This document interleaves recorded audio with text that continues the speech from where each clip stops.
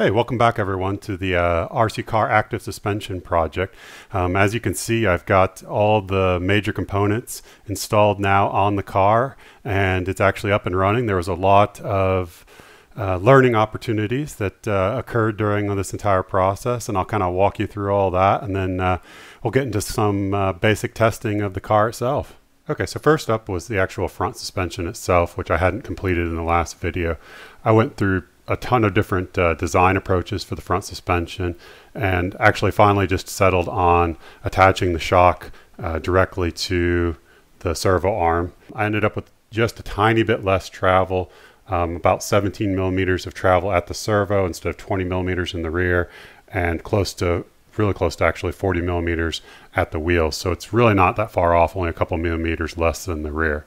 Also, in the last video, I mentioned that I'd be using 10K potentiometers here at each wheel to measure the deflection of the suspension system itself, but that proved to be horribly problematic.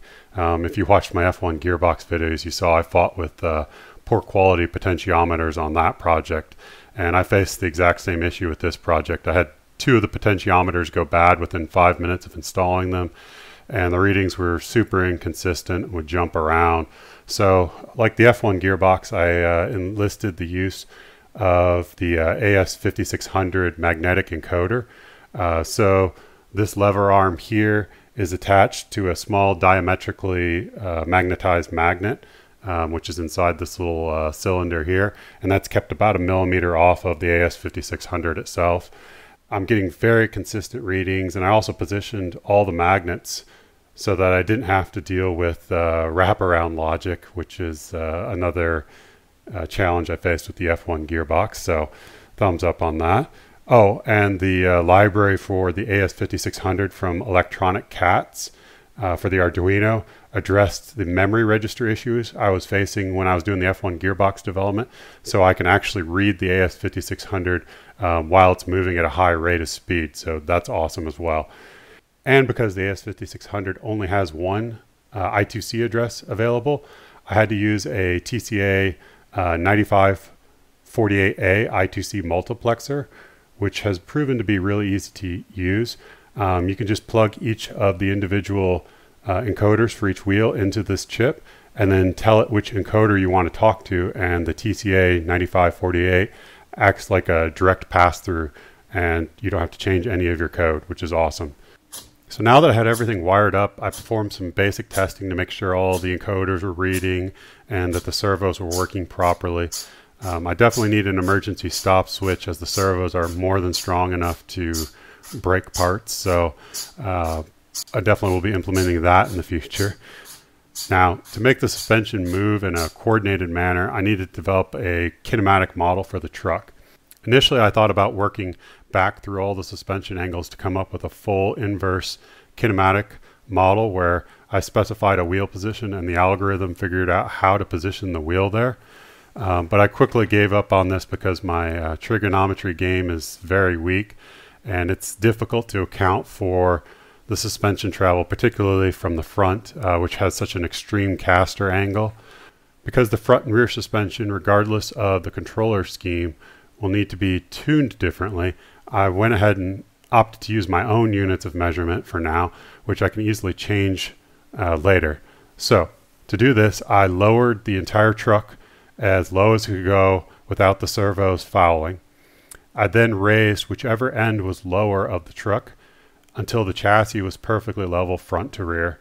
I then had to trim a little bit side to side because the left side was a little bit higher for some reason. So I went ahead and did that. And then I repeated the same process for the maximum height possible. I now had recorded kind of my min and max microsecond values for each servo. Now, these min and max values are really relative to the actual chassis position. So the reality is that the min value, which is the minimum height of the chassis, can actually be higher in microseconds than the max value. That's because the servos are all spinning in different directions depending on which corner they're installed on. So then I create a method in code that actually takes in a value from 0 to 100 And using the map function that's built into Arduino, I linearly interpolate each servo between their min and max values, meaning that if I pass in a value of 100, the chassis will be at its max ride height. And if I pass in a value of 0, it will be at its minimum ride height, and 50 should be exactly in the middle.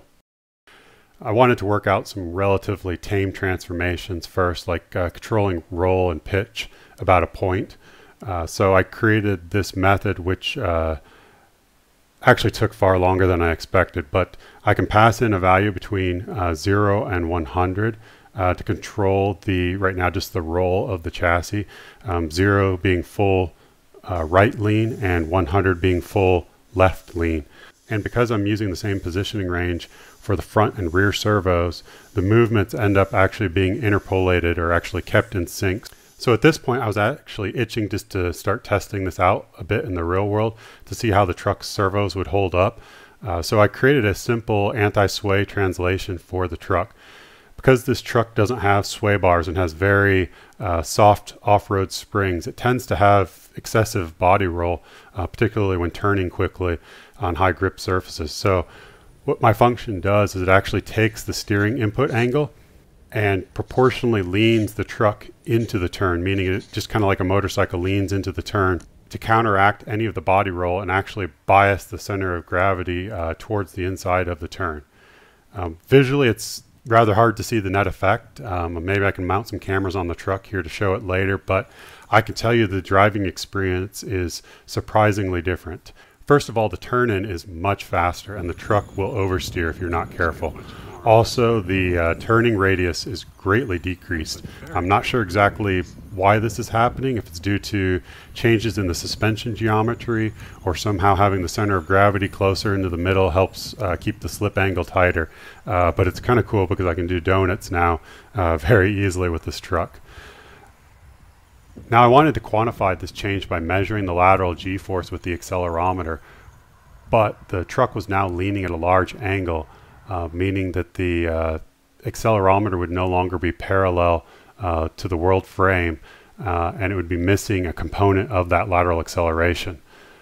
Additionally, if you're familiar with accelerometers, they actually measure all accelerations, including gravity itself. So as the car is tilted, I would actually need to begin to remove a portion of the acceleration that would now be due to gravity as the trucks began to lean away from the vertical. This is a well-documented algorithm as if you have the exact tilt angle. But again, a 6-axis IMU like the 6050 throws us a curveball. The gyro only measures the rate of change in radians per second around each axis, not the actual angle that the truck would be leaning at. So you can attempt to integrate that gyro rate over time and to come up with an angle, but this method quickly introduces drift error. So I'm actually leaning towards purchasing a 9-axis MPU like the Bosch B&O 055, which integrates a magnometer and an ARM Cortex M0 processor on board and just directly outputs all the information I could ever want with fairly high accuracy and a lot of other cool built-in functionality. So if you guys have any experience with this IMU, let me know. You know, I'm naturally cheap, so I want to kind of fight with the MPU 6050 for a while. So that's where I am with the truck right now. I have started studying various suspension controllers, and I'll hopefully focus on those more in the next video. But another major bit of the controller software I need to create is the force algorithm for the servos. So in an active suspension, there's always going to be an actuator, and in my case that actuator is the servo itself. This actuator creates a force that counteracts or dampens a suspension movement. But you can't really tell a servo to just go ahead and apply X amount of force to the wheels because it's a position-based component. So what I actually need to do is create a method that positions the servo relative to the deflection of the suspension arm itself. So if I want to apply more force to this particular wheel, what I need to do is actually have measure the position of the wheel, the deflection of the wheel, and then set the servo so that as the wheel moves, the servo keeps the spring essentially at the same rate of compression and keeps the force constant. Now that force is going to be continuously reforecasted by the suspension controller algorithm itself, but I do need to go ahead and create an algorithm that essentially moves the suspension relative to the servo at the same time and allows me to taper that force. This will also be more complicated in the future because I have the damper in line with the spring, so I don't have a nice linear, Hooke's law type response from the spring. But that's a future problem that I have some ideas of how to counter. Well, that wraps it up for this video. I hope you all enjoyed watching, and take care out there.